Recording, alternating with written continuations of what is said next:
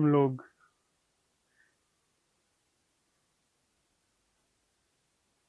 जो अशेष रूप से सौभाग्यशाली हैं, वे इस धरती पर पहाड़ की इस गोद में स्वयं को देखने, जानने, परखने का वह अवसर पाए हैं, जिसमें देखना, परखना, जानना, जहाँ पर मिथ्या को तो गिरा ही देता है, जो सत्य है, जो अविनाशी है, जो आनंद का पर्याय है, जो अमृत है, ऐसे जीवन को भी हमारे जीवन में उघाड़ देता है। धीरे धीरे सांझ ढल रही है।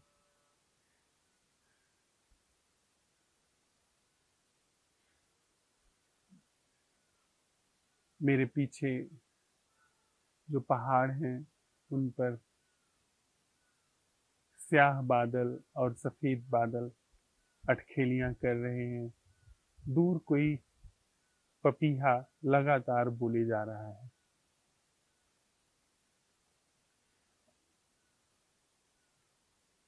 हल्की मीठी धूप धीरे धीरे ठंडी हो रही है और बहुत मंद बयार हमारी देह को छू करके गुजर रही है।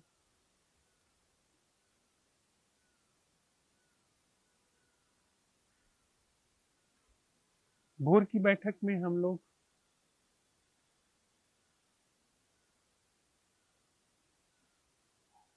साथ में इस बात पर स्पष्ट हुए कि स्वयं को जानने में प्रयास की कोई भूमिका नहीं है। उस तथ्य को हम लोगों ने भली भांति देखा।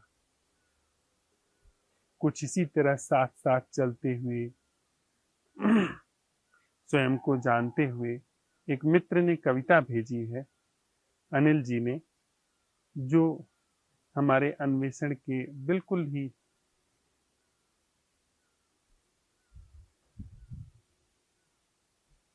साथ में अंकुरित होकर के जैसे आई हो। कविता है मेरा होना होना नहीं है, मेरा होना होना नहीं है, तारीफें करके मेरी मुझे कुछ और होने न दो। मेरा होना होना नहीं है, तारीफें करके मेरी मुझे कुछ और होने न दो। मरना सीख रहा हूं, मुझे सांसें न दो। मरना सीख रहा हूं, मुझे सांसें न दो। मेरा नहीं होना होना नहीं है, अपमानित करके मुझे मुझे ना कुछ होने न दो। मेरा नहीं होना होना नहीं है, अपमानित करके मुझे मुझे ना कुछ होने न दो। मरना सीख रहा हूं, मुझे सांसें न दो। सुख दुख भय बेचैनी संताप सहारे हैं मेरे। सुख दुख भय बेचैनी संताप सहारे हैं मेरे, और बढ़ाकर इनको मुझे सहारा न दो। मरना सीख रहा हूं, मुझे सांसें न दो। भूत भविष्य के झूले में झूलता हूं, यादें उम्मीदें देकर मुझको झूले को और हिलोरे न दो। मरना सीख रहा हूं, मुझे सांसें न दो। जन्म मरण किस्मत कर्म, थक गया हूं इन खेलों से। जन्म मरण किस्मत कर्म, थक गया हूं इन खेलों से। अब कोई नया मुझे खिलौना न दो। मरना सीख रहा हूं, मुझे सांसें न दो। कभी चलता हूं अपनी जिद पर, कभी चलता हूं अपनी जिद पर, कभी झेलता हूं सबकी मर्जियां। कभी चलता हूं अपनी जिद पर, कभी झेलता हूं सबकी मर्जियां। बीच से कहीं चुपचाप गुजर जाऊं, बीच से कहीं चुपचाप गुजर जाऊं, चलने को अब कोई राह न दो, चलने को अब कोई राह न दो, मरना सीख रहा हूं, मुझे सांसें न दो। अनेकों बार मरना भी मरना टालता आया हूं, अनेकों बार मरकर भी मरना टालता आया हूं। इस बार भी मरण टल न जाए, ऐसा अब कोई और भुलावा न दो। इस बार भी मरण टल न जाए, ऐसा अब कोई और भुलावा न दो, मरना सीख रहा हूं, मुझे सांसें न दो। कविताएं फूंक जाती हैं प्राण अक्सर, कविताएं फूंक जाती हैं प्राण अक्सर, यह साहस कोई विरला कवि कर पाता है, वह भी तब जबकि वह ऋषि की कोटि में प्रवेश करने लगता है। कविताएं फूंक जाती हैं प्राण अक्सर, मुझे बिन बताए इन्हें कहीं दफना आओ, मुझे बिन बताए इन्हें कहीं दफना आओ। कभी कविता भी न फूटे अब, मुझे कोई ऐसा विषय न दो। कभी कविता भी न फूटे अब, मुझे कोई ऐसा विषय न दो, मरना सीख रहा हूं, मुझे सांसें न दो, मरना सीख रहा हूं, मुझे सांसें न दो।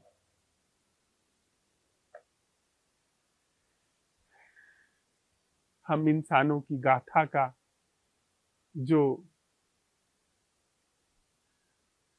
अंतिम छलावा है वह आध्यात्मिक गति है।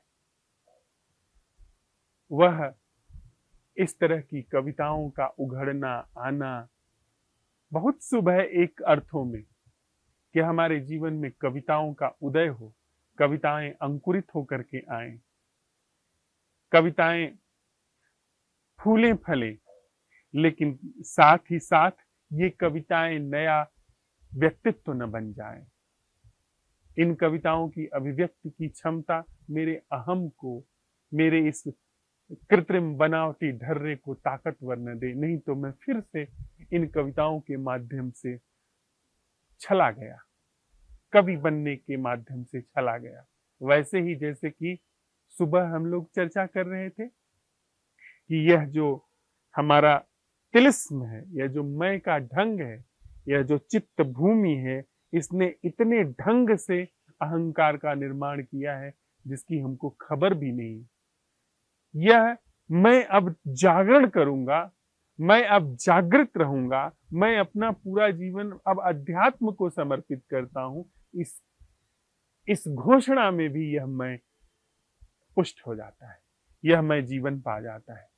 जैसे ही वह जागरण की घटना जो हम लोग सुबह चर्चा कर रहे थे, जैसे ही वह जागरण की घटना रिकॉग्निशन में आती है, कॉग्निशन तक तो फिर भी ठीक है, लेकिन जैसे ही रिकॉग्निशन में आती है वैसे ही फिर से यह कि मैं अब आध्यात्मिक हूं, मैं कोई सांसारिक नहीं हूं, उसने फिर भली भांति अपने को स्थापित कर लिया उस पुरानी संरचना में, जिसके लिए एकमात्र जो बचाव है, जो एकमात्र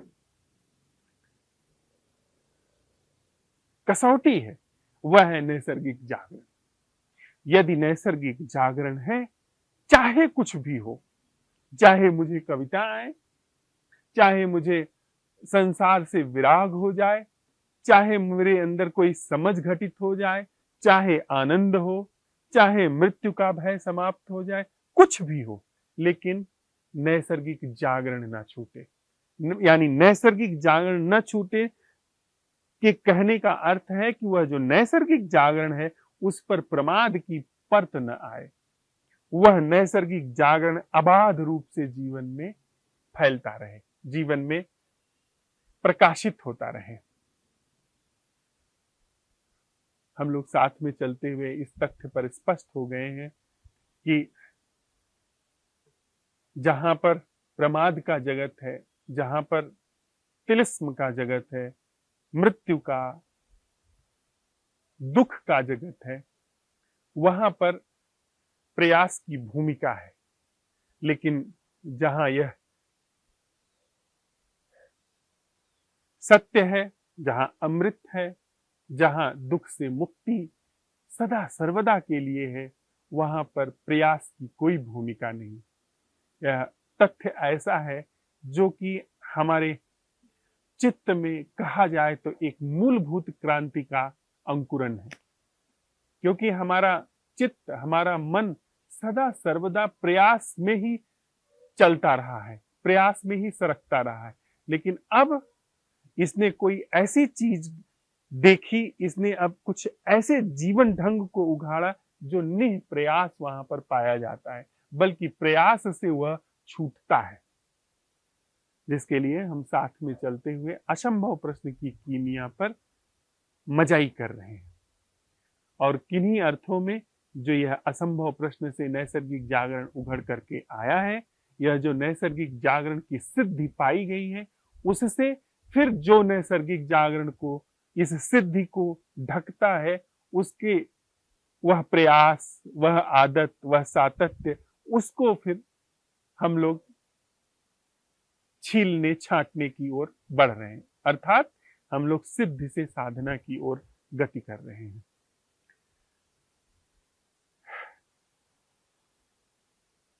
इसी अवलोकन में, इसी अनावरण में एक नए तथ्य की ओर भी अब हम बढ़ते हैं साथ में। मैंने एक कथा सुनी है गौतम बुद्ध के बारे में कि भगवान एक गांव के पास पधारे थे और पूरा गांव उनको नियमित रूप से सुनने जाता था। रोज वह जो असत्य है उस पर प्रकाश डालते थे, जो सत्य है उस तरफ आगे बढ़ने के लिए प्रेरित करते थे। रोज वह अप्रमाद को उघाड़ने के लिए यथासंभव चेष्टा करते थे, जो उनको सुनने के लिए आते थे। उनकी अपार करुणा जो उनसे निःसृत होती थी, वह बहती थी।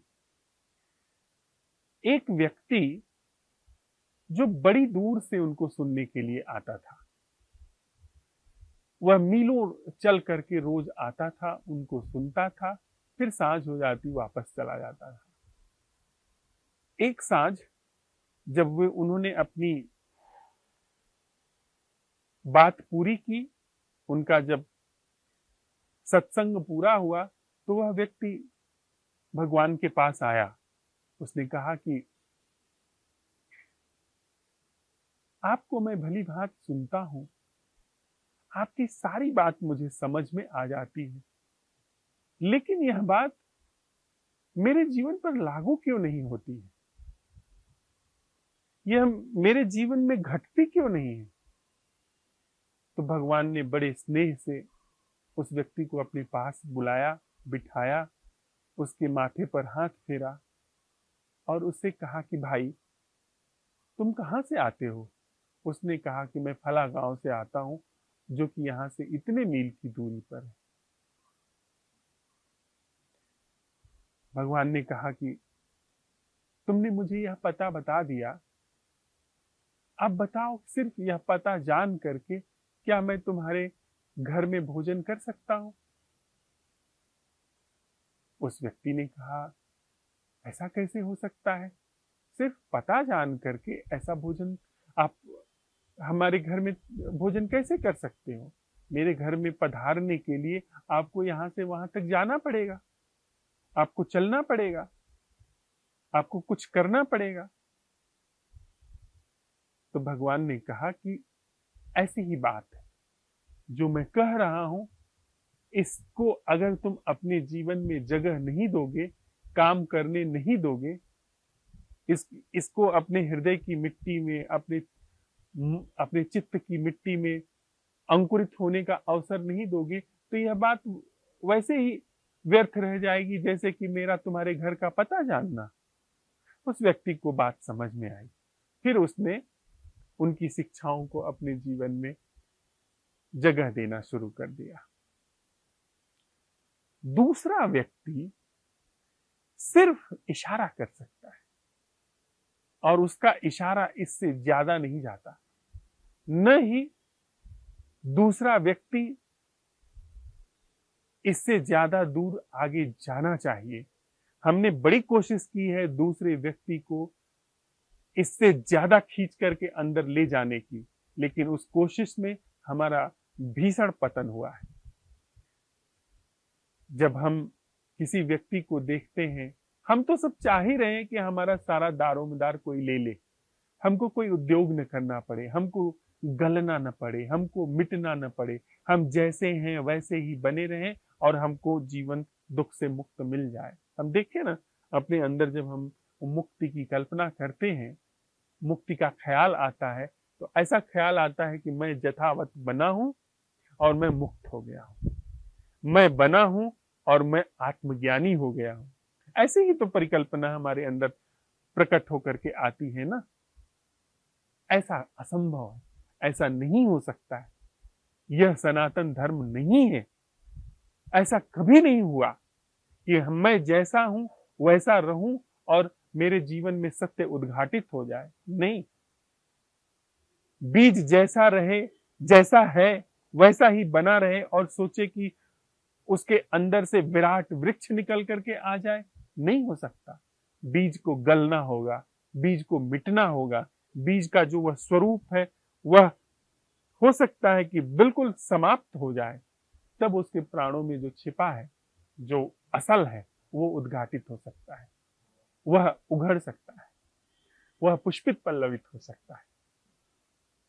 लेकिन हम करते क्या है कि किसी गुरु के चरणों में जाकर के सिर रख देते हैं कि वह कल्याण कर देंगे, वह, और ऐसे लोग, जब ऐसी मांग होती है तो नियम वैसा है, जिसकी मांग होती है उसकी आपूर्ति शुरू हो जाती है।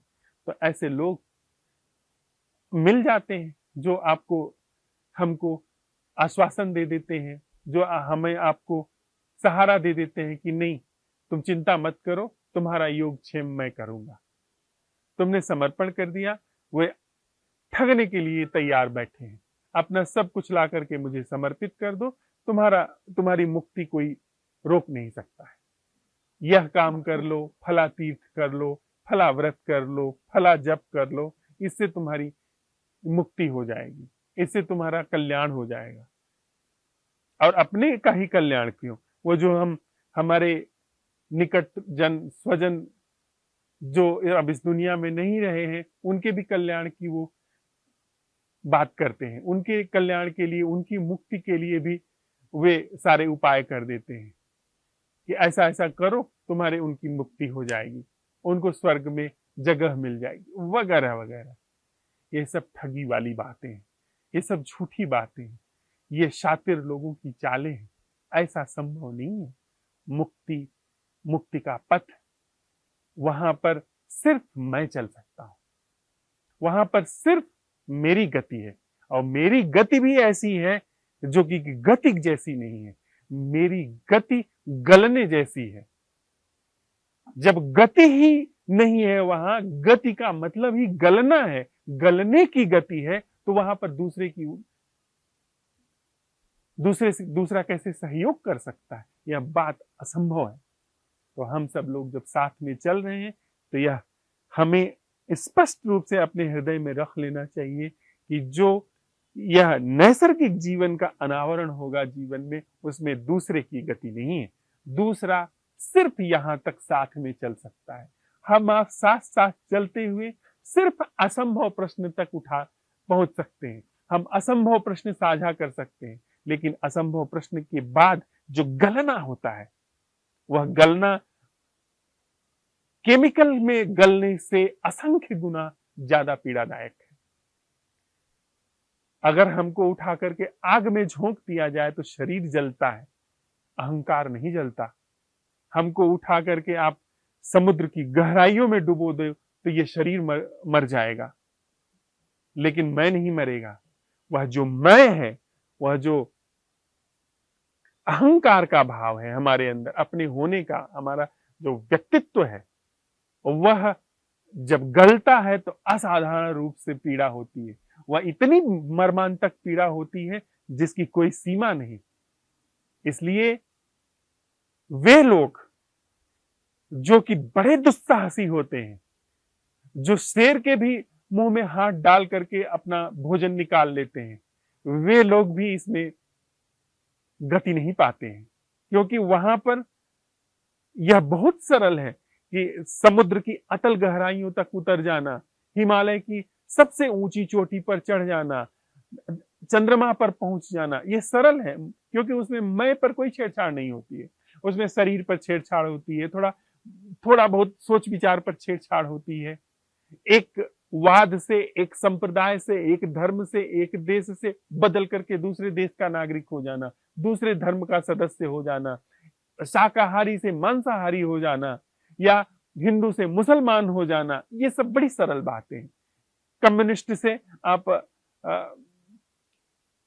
बुर्जुआ वादी हो जाइए, वो सब बड़ी सरल बात है। या बुर्जुआपन छोड़ करके आप कम्युनिस्ट हो जाइए, साम्यवादी हो जाइए, समाजवादी हो जाइए, लोकतांत्रिक हो जाइए, ये सब मन के चोचले हैं। असल चीज तब आती है जब मैं की इस संरचना को तोड़ करके, मैं की इस संरचना को बुझा करके नैसर्गिक जागरण को, क्योंकि इसमें मैं की परिपूर्ण समाप्ति है, इसमें अपने सारे वजूद की समाप्ति है, इसलिए दुस्साहसी से दुस्साहसी यहां पर फेल हो जाते हैं। वे लोग जो जीवन में बड़े से बड़े दुस्साहसी होते हैं, वो यहां से सिर पर पैर रख करके भागते हैं। और बड़े ही कमजोर शरीर से दिखने वाले रमन महर्षि को देखिए, बड़ा दुबला पतला सा शरीर है, लेकिन वह महापराक्रमी व्यक्ति है। ऐसे ही नहीं लोगों को कहा गया है महावीर। महावीर इस खास करके इस धरा पर जहां पर आत्म अन्वेषण का सबसे ज्यादा शोध हुआ, वहां पर छुरे चलाने वालों को महावीर नहीं कहा गया, वहां पर तलवार चलाने वालों को, तीर चलाने वालों को, लोहे जैसे भुजदंड रखने वालों को महावीर नहीं कहा गया, बड़ी बड़ी शिलाएं उठा करके फेंकने वालों को महावीर नहीं कहा गया। वहां उसको महावीर कहा गया जिसने अपने भीतर झांकने का सामर्थ्य किया। वर्धमान को महावीर कहा गया कि वह अपने भीतर प्रवेश कर पाए, अपना निरसन कर पाए, अपना अंत कर पाए। कबीर की बेटी के संदर्भ में एक कहानी है।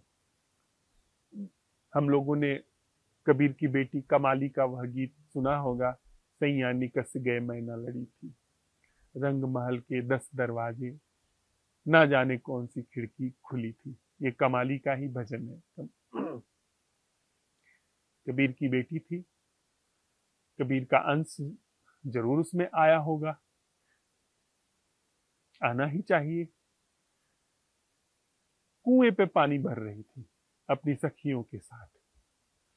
उसने देखा कि एक पंडित जी बैल पर बड़े बड़े ग्रंथ लादे हुए, बड़े पुराने पुराने शास्त्र लादे हुए वो चले आ रहे हैं।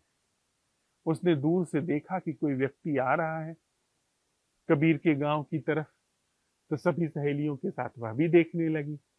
वे आए करीब कुएं के पास और बड़े अभिमान में, बड़े दंभ में डपट कर पूछा, ए लड़की, ये झूठे कबीर का घर कहां पर है? मक्कार कबीर का घर कहां पर है? मुझे उनके पास जाना है। तो सभी लड़कियां उनकी तरफ देखने लगी, कमाली की तरफ, क्योंकि कमाली कबीर की ही बेटी थी। तो सबने बड़ी उत्सुकता की, आप बोलो। तो उस कमाली ने पूछा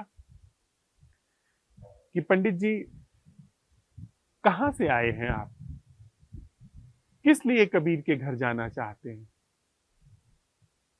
तो उन्होंने कहा कि मैंने सुना है कि वो धर्म की बातें करता है, वो ऐसी ऐसी बातें करता है जो कहीं शास्त्र में नहीं लिखी है, उसको मैं झूठा सिद्ध करने के लिए आया हूं, कबीर को झूठा सिद्ध करने के लिए आया हूं।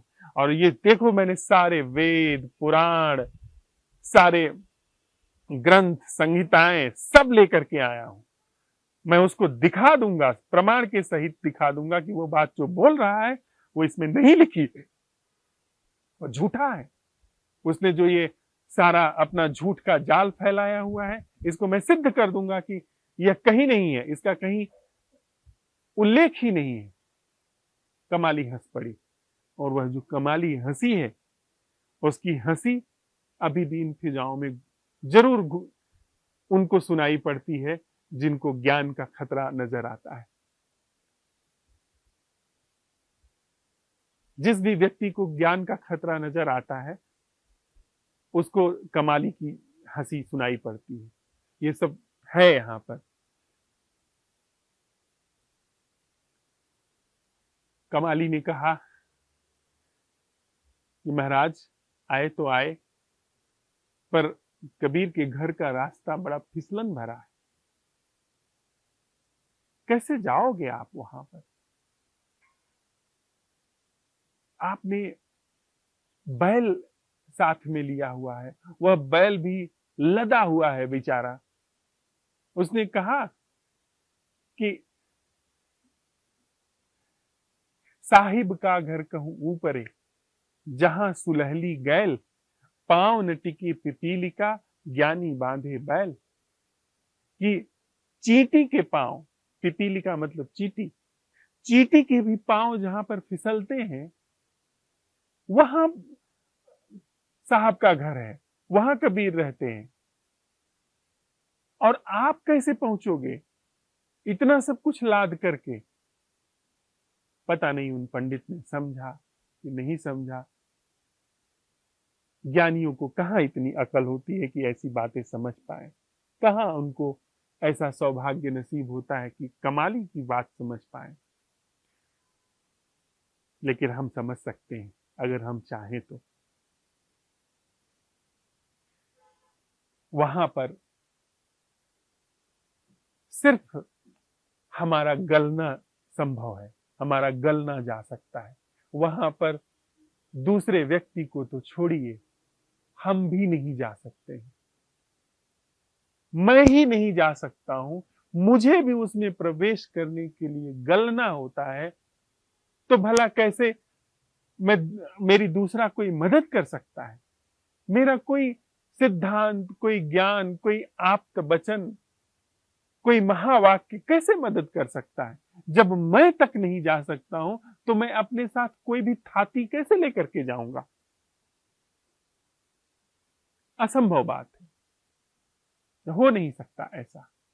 जब हम असंभव प्रश्न उठाते हैं, तो देखिए ना, असंभव प्रश्न के उठने के साथ ही साथ तमाम तिलमिलाहट के साथ हमारी सारी ताकत जो है छिन जाती है, हमारा सारा प्रभुत्व, आधिपत्य छिन जाता है, सिर्फ जागरण मात्र शेष रहता है। तो हमारी सारी चीज जब छिन जा रही है, तो हमारा ज्ञान कैसे जाएगा? जब हमारा ज्ञान तक नहीं जा सकता है, जो हमारे अंदर है, तो बाहर कोई कैसे मदद कर सकता है? तो यह बात हमको बहुत स्पष्ट रूप से हृदय में रख लेनी है कि हम ऐसे पथ पर बढ़ रहे हैं जिसमें कोई साथ नहीं जा सकता। और यह बड़ी सुंदर बात है, कोई दूसरा साथ नहीं जा सकता। यही इसकी महिमा है कि इसमें कोई मदद नहीं कर सकता। यही इसकी निर्दोषिता है कि इसमें कोई दूसरा मदद नहीं कर सकता। यही इसका कुंवारापन है, यही इसका अक्षत होना है, यही इसकी पवित्रता है, पावनता है कि इसमें दूसरा मदद नहीं कर सकता। दूसरा मदद करता तो बात ओछी हो जाती, दूसरा अगर मदद कर देता तो बात झूठी हो जाती। नहीं कर सकता दूसरा। दूसरा बस थोड़ी दूर तक साथ चल सकता है कि हाँ, मिटना जो है इस जागरण के लिए अभिप्रेत है, मिटना इस जागरण के लिए अपरिहार्य है। वहां तक दूसरा मदद कर सकता है, लेकिन जब मिटने की तत्परता हो गई तो दूसरा बिल्कुल मदद नहीं कर सकता।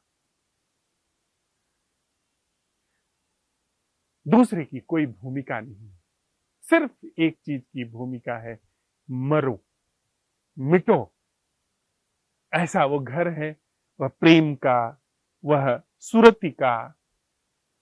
कबीर साहब जागरण के लिए सुरति शब्द का इस्तेमाल, सुरति शब्द का अर्थ जागरण से ही है।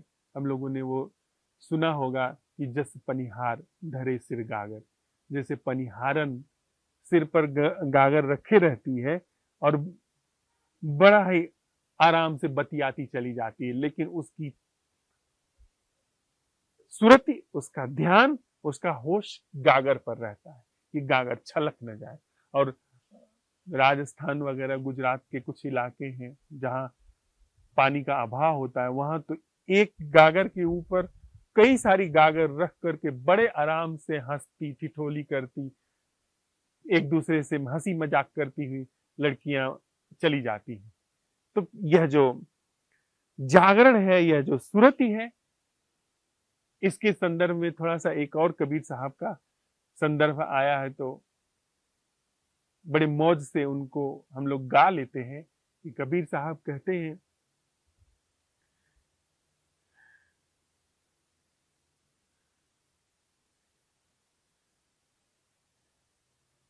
कबीरा यह घर प्रेम का, खाला का घर नाय, शीस उतारे भुई धरे, सो बैठे घर माय। या जब मैं था तब हरि नहीं, अब हरि है मैं नाय, सब अंधियारा मिट गया जब दीपक देखा माय। दोनों चीजें नहीं रह सकती, मैं और हरि दोनों नहीं रह सकते, मैं और प्रेम दोनों एक साथ नहीं रह सकते। तो यह ऐसी चीज है जिसमें मैं तक नहीं रह सकता हूं, तो मेरी यात्रा में दूसरा कोई सहयोगी नहीं हो सकता, दूसरा कोई साथी नहीं हो सकता। इसलिए यहां पर गुरु के रूप में कोई भी भूमिका नहीं अदा की जा सकती है, नहीं निभाई जा सकती। सिर्फ साथ चल के एक कगार तक हम पहुंच सकते हैं, आगे का रास्ता हमें स्वयं तय करना है, मिट करके। तय करने से आशय है मिटना, मिटने का ढंग हमको अपनाना है। तो आज हम लोगों के साथ साथ चलते हुए यह जो एक नया बिंदु, नया तथ्य, उसी चीज का नए ढंग से जो एक अन्वेषण का जो सिद्धि सी साधना की ओर हम चल रहे हैं, जिसमें अपने जो सत्य है वह कहीं नहीं गया है, जो जागरण है वह कहीं नहीं गया है, उस पर यह जो परत परत चढ़ करके बैठ जाती है, उसके अनावरण के लिए दूसरा कोई मदद नहीं कर सकता। उसमें हमारा मिटना ही, हमको मुझे मिटाने के लिए दूसरा मदद नहीं कर सकता। आप खुद सोचिए, मुझे अगर खुद को मिटाना है तो मिटाने में मैं जिसका साथ लेता हूं, तो जिसका मैंने साथ लिया है उसके साथ बने रहने के लिए मुझे बचा रहना होगा। इसका मतलब अगर मैं बचा हूं किसी के साथ को लेने के लिए, तो इसका मतलब मैं मिटने को उद्यत नहीं हूं। साथ लेने के नाम पर मैं बच गया, तो बड़ी कुटिलताएं हुई हैं, बड़ी चालाकियां हुई हैं। लोगों ने कहा है कि बस मेरे तो गुरु आधार हैं, गुरु कृपा ही केवलम, ऐसे ऐसे संदेशों का, ऐसे वक्तव्यों का बड़ा गलत दुरुपयोग हुआ है। हमने गुरु कृपा ही केवलम नाम लेकर के, दूसरे का सहारा लेकर के, दूसरे को समर्पित करने के नाम पे बड़ी ही चतुराई से खुद को बचा लिया। ऐसी किसी भी षड्यंत्र को, ऐसे किसी भी धोखे को हम लोग यहां पर पहचानते हुए चल रहे हैं। हमें मिटना है, कोई सहारा नहीं। मिटने में कौन सहारा हो सकता है? बनने में सहारे होते हैं। मिटने में सहारा लिया तो फिर बचेंगे हम, मिटने में साथ लिया तो बचेंगे। तो साथ साथ चलते हुए हम मिटने के कगार पर पहुंचते हैं, फिर वहां मिटना शुरू हो जाता है। तो आज हमारा फिर यह प्रश्न बन करके आता है कि मेरा वह अवलोकन क्या है, मेरा वह जागरण क्या है, वह जीना क्या है जो किसी भी तरह के साथ से मुक्त, किसी भी तरह की सहयोग की आकांक्षा से मुक्त है। चाहे वह सहयोग की आकांक्षा गुरु की हो, चाहे वह सहयोग की आकांक्षा बादलों के पार बैठे किसी ईश्वर की हो। किसी ईश्वर की धारणा को बना करके हम सहयोग की अपेक्षा नहीं कर रहे, क्योंकि यदि हमने अभी समझा है इस चीज को, यदि हमने ऐसी किसी धारणा को बना करके और चाहा कि मुझे मिटाने में वह सहयोग करेगा, मेरे इस नैसर्गिक जागरण के स्वभाव को उघाड़ने में वह सहयोग करेगा, तो बड़ी ही छिपे तरीके से, चतुर तरीके से हमने खुद को बचा लिया कि अब मुझे मिटाने में वह सहयोग करेगा, तो वह सहयोग करेगा तो फिर मैं उसको बनाने के रूप में, उसे मानने के रूप में मिट गया, बन गया, माफ करिए। तो हमारा आज का यह प्रश्न, जिस पर हम लोग अभी तो संवाद भी कर लेंगे, कि स्वयं को देखने में, स्वयं को उघाड़ने में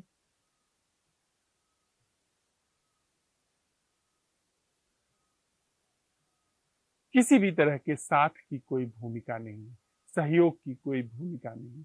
अर्थात हमारा यह प्रश्न उभर करके आया है, बन करके आया है कि मेरा वह जीवन या वह जीना क्या है जो किसी भी तरह के साथ संग से सर्वथा मुक्त है।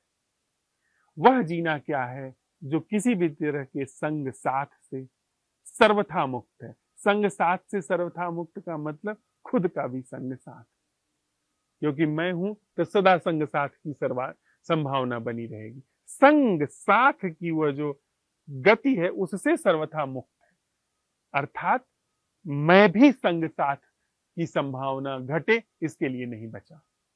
इस प्रश्न के साथ हम लोग रहते हैं कि हमारा वह जीना क्या है, क्या कोई ऐसा जीवन है जो संग साथ से सर्वथा मुक्त है। थोड़ी देर के लिए इस प्रश्न के साथ हम लोग बैठते हैं, इसके बाद फिर यदि कुछ संवाद में उघड़ करके आता है तो उस पर हम लोग चर्चा कर लेंगे।